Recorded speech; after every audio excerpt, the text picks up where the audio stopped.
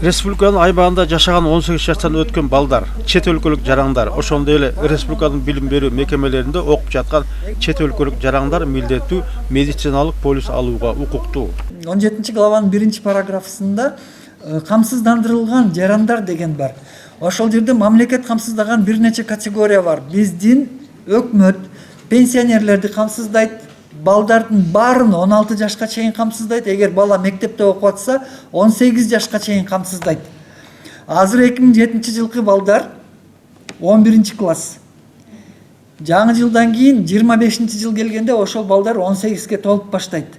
25 январда туулган күнү болгон 2007 жылы төрөлгөн бала 25 январь туулган күнүндө 18ге толдуу, ал мектепте окуп атса да андан ары көздөй мамлекет камсыздабайт, ал камсыздандырылган эмес болуп калды. Калкты иш менен камсыз кылуунун мамлекеттик кызмат органдарында расмий катталган жумушсуз жарандар, пенсионерлер жана аскер кызматында иштеп эс алууга чыккан пенсия курагандалар, бала кезинен ден соолугунун мүмкүнчүлүгү чектелген адамдар, 16 жашка чыга элек балдар полисти алууга укуктуу эмес. Жыйындын максаты ошол. Жалпы эле ушул медициналык санитарлык жактан жардам алганда жарандарыбыз кандай жеңилдиктер каралган, медициналык камсыздандыруудан өтсө, бизде ММК полисин алгандан кийин кандай жеңилдиктерге каралат, ошол кандай шартта ала алат. Ушул жалпы эле ошо ооруканага барганда стационар деңгээлде, ошондой эле амбулатордук деңгээлде, үй бүлөлүк дарыгерлер топторунда, үй бүлөлүк дарыгерлер борборлоруна барганда дагы ошо жеңилдиктер тууралуу маалымат берилди. Жыйындын катышуучулары милдеттүү медициналык камсыздандыруу фондусунун кызматкерлерине өзүлөрүн кызыктырган суроолор менен кайрылып жооп алышты. 50 сом, 500 сомдон алып атат бир эле флаконду.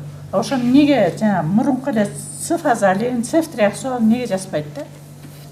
Көбүнчө мен фирманын дарларын салып коём көбүнө. Бирок кымбат да. Көп нерселерди алдык. Мисалы бул жерден көп эле суроолор болду.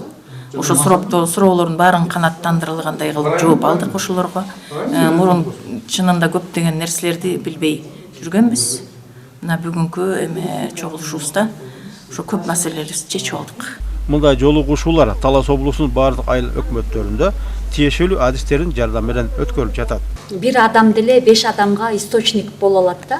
Ушул алган маалыматтарды башкаларга жеткирүүдө сиздер дагы бир жардам беришиңиздер керек. Мисалы үчүн кошуналарга, туугандарга, жекжаттарга айтып, жандай той топурларда чогулуп чай ичип калганда айтыңыздар да.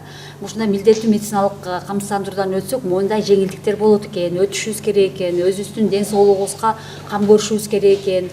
Баягы сактанган кишини Кудай сактайт дейт. Бу да бир өзүбүзгө бир кичине болсо да бир кепилдик болуп атат да. Мындай милдеттүү медициналык камсыздандыруудан өттүм. Мен эгер кокусам, больницага жатып кала турган болсом, мен кичине баягы арзан дарыланы алам деп өзүңүздөргө кепилдик болот. Аталган мекеменин кызматкерлери келерки жолугушууну Манас районунун тургундары менен өткөрүүнү пландашууда. Орозбек Бешибаев, Дина Ахматова, Айтматов району.